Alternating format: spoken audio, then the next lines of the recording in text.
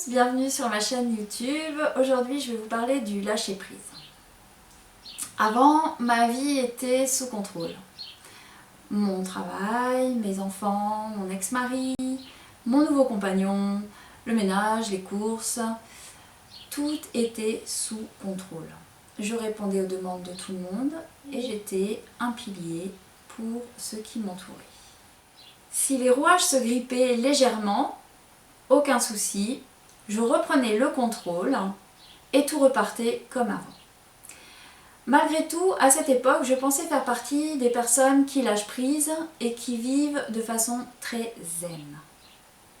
Mais était-ce vraiment le cas? Avant, je contrôlais ma vie, j'avançais en étant pleine de confiance. L'image que je donnais aux autres était vraiment celle que je voulais qu'ils reçoivent. C'était l'image d'une femme dynamique avec une confiance au top. Mais est-ce que c'était vraiment le cas? Avant, quand je pensais contrôler ma vie, je pensais aussi que j'avais conscience de qui j'étais et du chemin de vie qui était tracé pour moi. J'étais sûre que tout cela était encore une fois sous mon contrôle. Cette femme que rien ni personne ne pouvait ébranler, ou presque. Des petits moments de blues arrivaient quand même, mais pas de souci, deux devises étaient là. Premièrement, ce n'est pas grave, et deuxièmement, je vais me relever très facilement. Et puis un jour, il y a quelques années, une maladie est arrivée dans ma vie. Elle a bouleversé tous mes repères, toute ma routine et toutes mes certitudes. En quelques semaines, j'ai perdu la confiance que j'avais en moi et j'ai perdu mon autonomie. Et pourtant, pas moyen de lâcher prise. Entre deux crises de douleur et de déprime, je continuais à vouloir tout contrôler. J'entends par là que quoi que je demande à mon entourage, il fallait qu'il le fasse comme je le souhaitais et comme moi je l'aurais fait. Je voulais aussi contrôler mon image pour continuer d'exister dans le regard de l'autre. Continuer d'exister comme une femme qui gère absolument tout. Pendant de longs mois, je n'ai pas réussi à lâcher prise. Pas moyen de prendre du recul, pas moyen de vivre ma paix intérieure, pas moyen de revenir à ici et maintenant. J'étais constamment attirée sur une corde, la corde du contrôle. Notre mental, mon mental, nous joue bien des tours en nous faisant croire que nous pouvons absolument tout contrôler et que c'est le seul moyen d'être heureux dans notre vie. Et vous, vous en êtes où? Arrivez-vous à lâcher prise? D'ailleurs, savez-vous ce que signifie lâcher prise?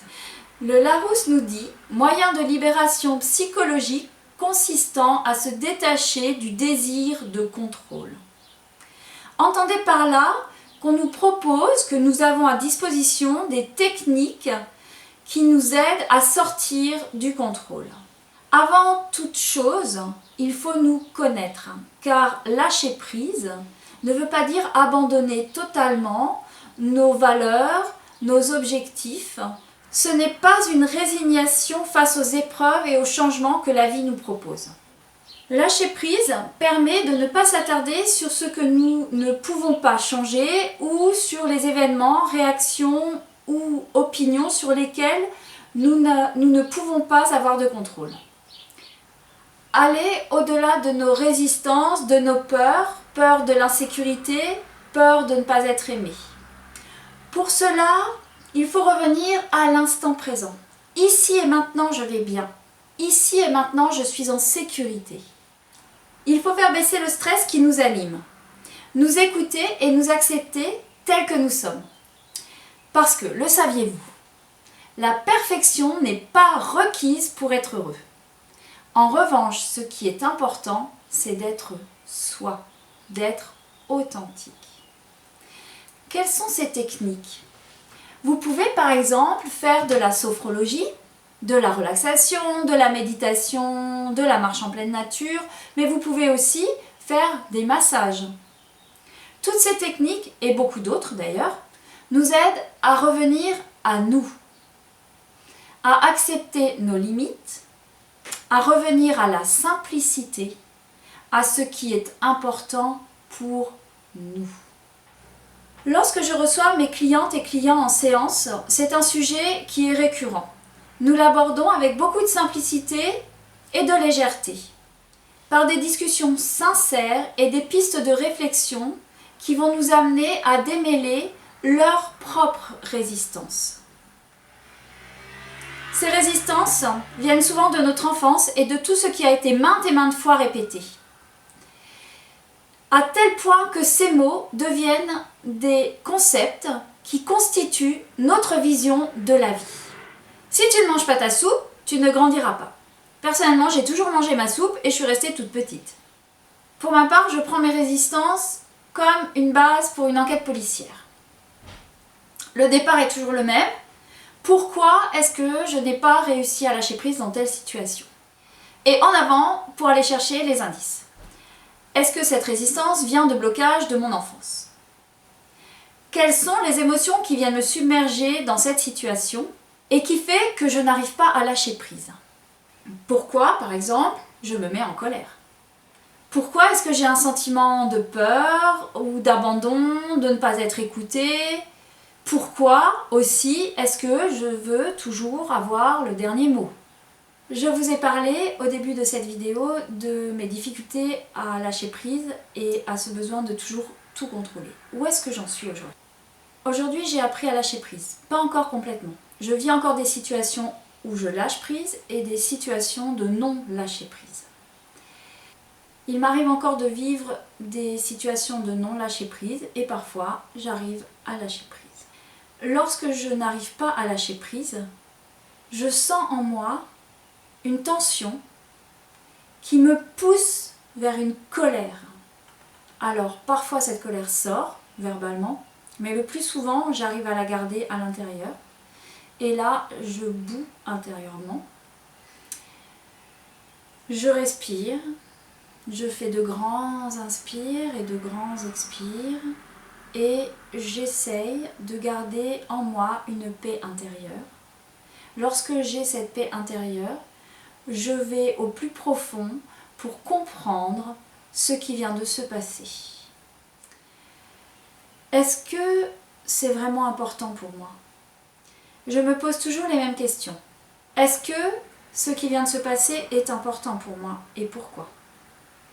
Est-ce que c'est tellement important de ne pas lâcher par rapport à ce que l'autre dit, pense ou fait?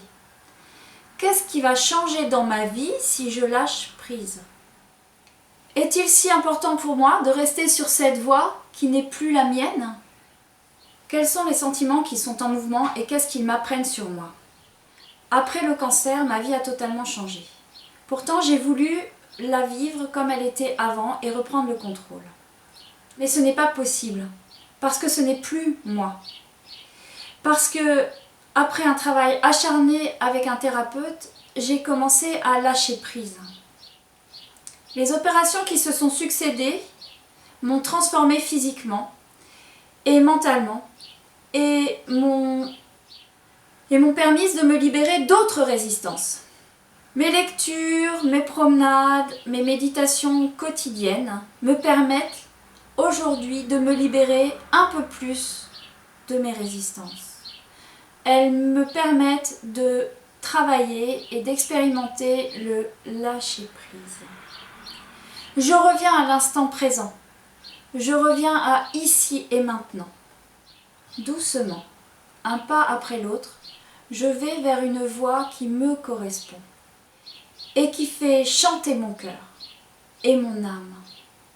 J'accepte d'être en chemin et de changer de voie lorsque cela est nécessaire. J'accepte la vie avec tous les changements et tous les mouvements qui la composent.